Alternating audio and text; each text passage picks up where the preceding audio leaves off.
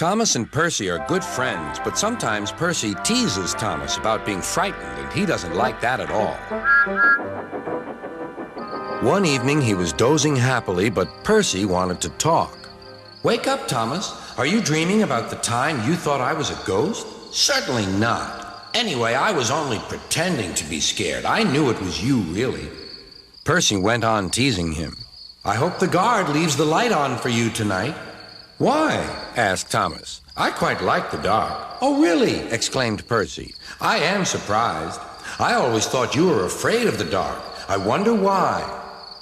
Thomas decided to say nothing and went to sleep instead. Next day, Sir Topham Hatt came to see him.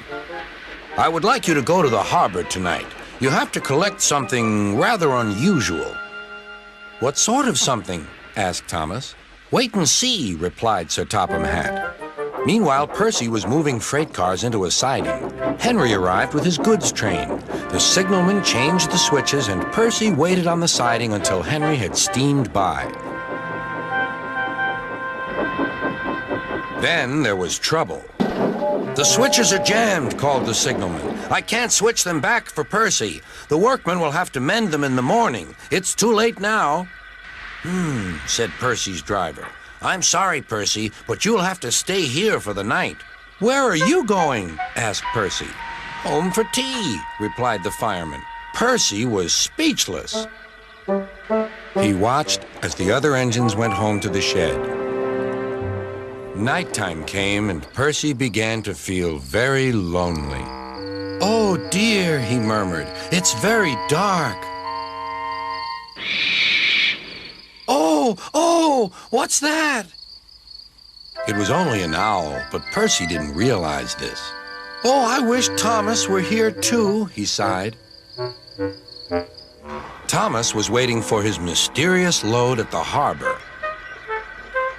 Suddenly, there it was. "Cinders and ashes," cried Thomas. "It's a dragon." "Don't worry," laughed his driver. "This dragon is made of paper. It's for the carnival tomorrow." Workmen lifted the dragon onto Thomas's low loader and put lights all round it for protection. Then Thomas set off into the misty night.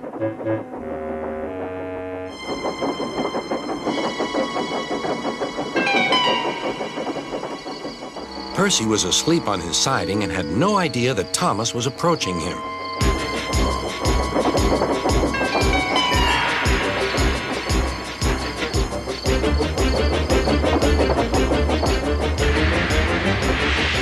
Percy woke up with a start. "Help!" cried Percy. "I'm not going to open my eyes until my driver comes." Next morning, the switches were mended and Percy puffed back to the junction. Gordon was just about to leave with the express. "You'll never guess what I saw last night." Gordon was in no mood for puzzles. "I'm a busy engine. I don't have time for your games." "I've seen a huge dragon. It was covered in lights." Gordon snorted. "You've been in the sun too long. Your dome has cracked." When the other engines heard the news, they laughed too. "Look out, Percy," chuckled James, "or the dragon may gobble you up." "No one believes me," huffed Percy. Maybe I did imagine the dragon after all. But Percy soon found out that he hadn't. "Help! Save me!" cried Percy. "It's all right," whistled Thomas, and he explained about the carnival. "By the way, how was your night out?" Percy decided to tell Thomas the truth. "Well, Percy," said Thomas, "maybe we do get scared sometimes, but if we're not afraid to tell each other, then that means we're quite brave, too."